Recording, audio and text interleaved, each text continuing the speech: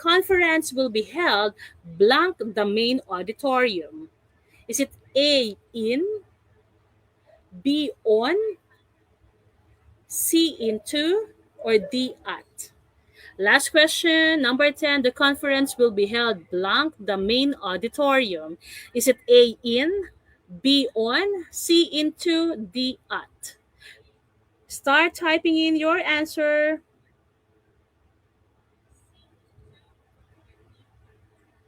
You comment your answer.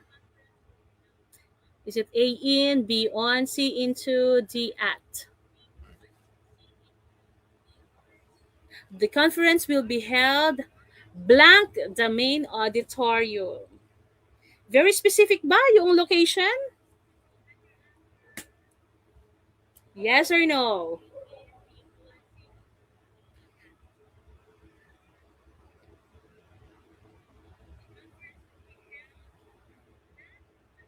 Oh no. Most of you answer letter A, in. Ja says on. Laylin, on din. Parcero says letter D. Parcero Micaela. Then Christine B, Nard A, Lunova D, at. Oh, you have different answer for this last number. Why is that so? Oh, you ask yourself, very specific po ba yung venues and locations?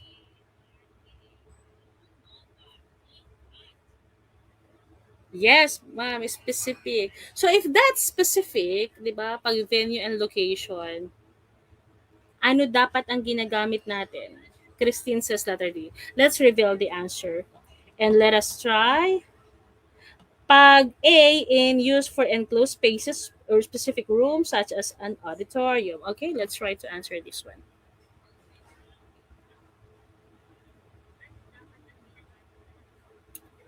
Yan. Sabi ni ano yung kanina, in daw for enclosed. Sige po. Let's try to have a brief explanation for this one.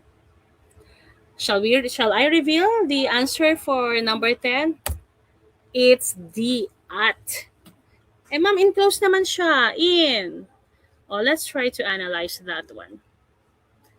Again, we make use of at for specific venues and locations. For example, at the auditorium, at the office, at the hotel, at the conference center.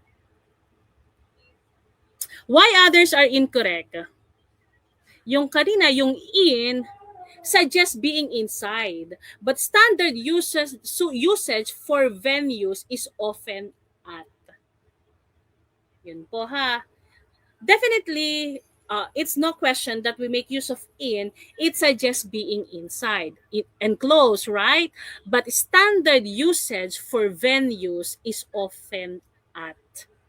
Eh dito, the main auditorium. Yun yung venue. Next, yung on naman, yeah, definitely it's incorrect, no? Yung into, para siyang onto, may movements din. Okay? So, how are we going to strategize with this one? Let's try to remember na pag meetings, conferences, and events at a specific place, use at. Ano pa, wag po natin kalilimutan. It's really nakaka-confuse at times. Ano?